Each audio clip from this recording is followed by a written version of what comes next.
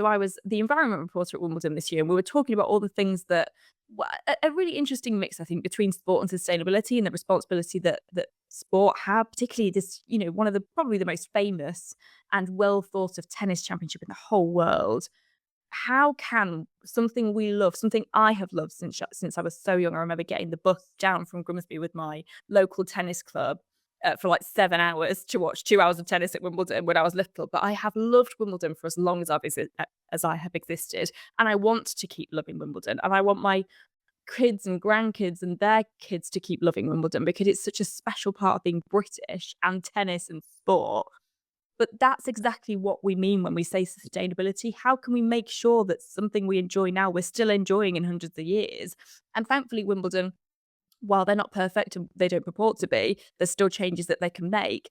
They are, out of all the tennis championships in the world, and trust me, I've chatted to a lot of them, taking really big steps to look after the future, to look after the surrounding areas, to look after the people that are coming, to look after the players and make changes. Some of them are subtle. It could be as stupid as changing a certain type of plant that they use because they know that time of year the garden centres will be full with those types of plants, and those types of plants are way better, and they need far less water, and they need a certain type of organic soil, and it could be as subtle changes like that. To they're installing this huge park next to Wimbledon Park, which will have this ground source heat pump, which will end up powering all of Wimbledon, and they will entirely be able to run sort of self-sufficiently within the next decade, which is admirable, really. They don't need to do that. There's no other sporting championship around the world that are doing that, but they are doing that.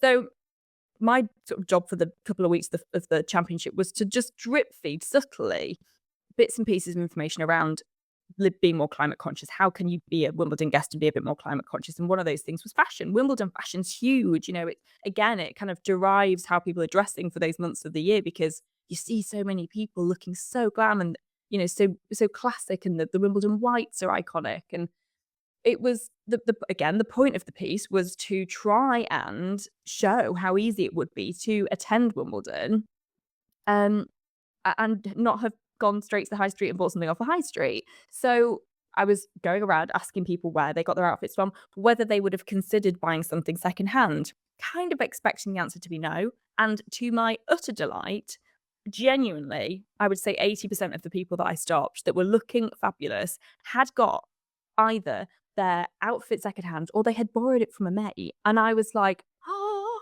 like change is happening. Again, we kind of set out expecting it to be like, oh no, I went to Zara, went here, went there.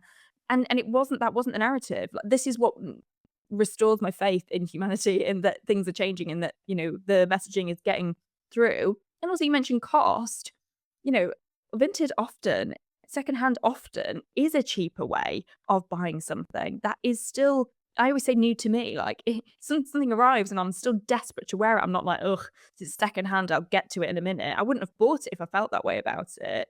So the Wimbledon thing was brilliant because there were so many people who were already showing how easy it is. And I don't think necessarily they had all got into it thinking that they didn't want to buy something because of its impact on the environment. I do think a lot of it was down to cost as to why they had gone secondhand, but doesn't matter, as long as that is an option to them and that is something that is happening, as opposed to Primark's the cheapest. Brilliant. Subconsciously the messaging is getting out there and people are making those more conscious choices and realizing that they look fabulous while doing it. Yeah, because I would say that Wimbledon's probably, in the UK, one of the most iconic places that you would go and think, what am I going to wear? In terms of bringing the whole nation together, that it's a pretty central part. And if you can actually, you've done the research, you've spoken to people there on what they're wearing. And if they're wearing secondhand, or if they're wearing off vintage, or if they're borrowing from friends or renting an outfit, then it does actually give some food for thought. If you can wear something to Wimbledon that's secondhand, then you can wear something to your friends with that secondhand. Exactly. It's a pretty good representation of that. And sometimes it takes a bit of planning. Sometimes vintage, if you buy something off vintage, it does take a bit longer to arrive. You don't get the next day delivery. But it's just that planning in advance, I think, that are the little things that we can do, I guess, to make a difference